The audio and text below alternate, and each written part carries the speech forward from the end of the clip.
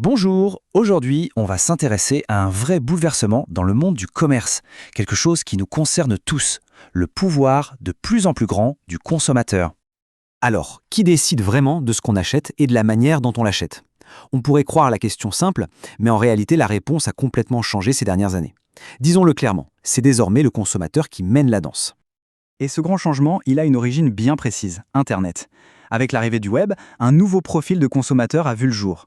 Un consommateur bien plus informé, beaucoup plus connecté, et qui de fait a complètement changé les règles du jeu. Pensez-y, aujourd'hui, en quelques secondes, on a accès à tout. On compare les prix, on lit des avis, on regarde des vidéos de tests.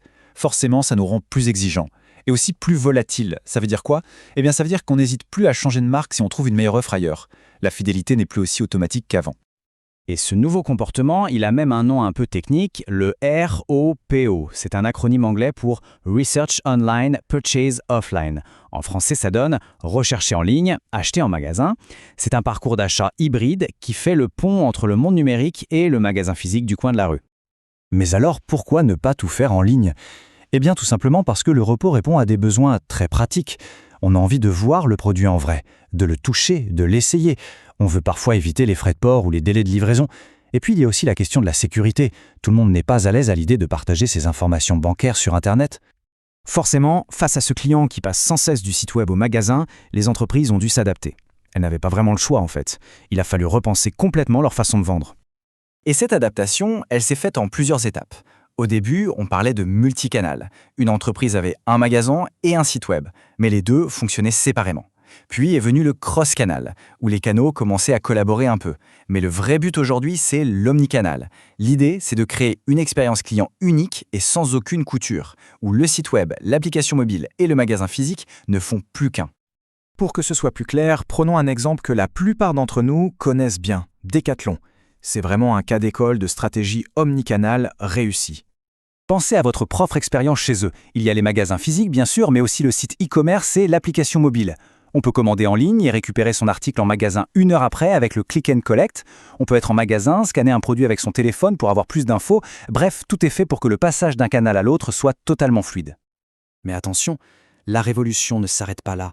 Ce n'est pas seulement la façon d'acheter qui change, c'est notre rapport à la consommation elle-même qui est en pleine mutation. On voit émerger une idée de plus en plus forte. L'important, ce n'est pas tant de posséder un objet, mais plutôt de pouvoir l'utiliser quand on en a besoin. C'est le cœur de ce qu'on appelle l'économie collaborative ou l'économie du partage. Et les motivations sont multiples. Faire des économies bien sûr, mais aussi agir pour l'environnement et retisser du lien social. Alors, qu'est-ce qui nous pousse vers ce modèle? D'abord, le désir de faire des économies, en partageant, en louant ou en échangeant. Il y a aussi une quête de sens. On veut des produits locaux, de saison, on veut savoir qui les a fabriqués. C'est un besoin de revenir à plus de transparence et de contact direct entre le producteur et le consommateur. Et tout cela se traduit par de nouvelles manières de consommer qui sont devenues notre quotidien. Les circuits courts, comme les marchés de producteurs, la seconde main, avec des sites comme Le Bon Coin, le troc, le don, et bien sûr la location d'objets ou le partage de services, avec des exemples très connus comme WeCar pour les voitures ou BlaBlaCar pour les trajets. Bon, après avoir vu tout ça, quelle est la grande conclusion à retenir? Qu'est-ce que ça change concrètement? Eh bien, la conclusion est assez nette, qu'il s'agisse de comparer les produits en ligne avant d'acheter en magasin ou de choisir de louer une voiture plutôt que de l'acheter, toutes ces évolutions vont dans le même sens. Elles donnent plus de pouvoir et surtout plus de choix aux consommateurs. Toute cette transformation est loin d'être terminée, bien au contraire. Ce qui nous amène à une dernière question, une question ouverte. À votre avis, comment est-ce qu'on consommera demain? C'est une réflexion passionnante, car nous sommes tous acteurs de cette évolution.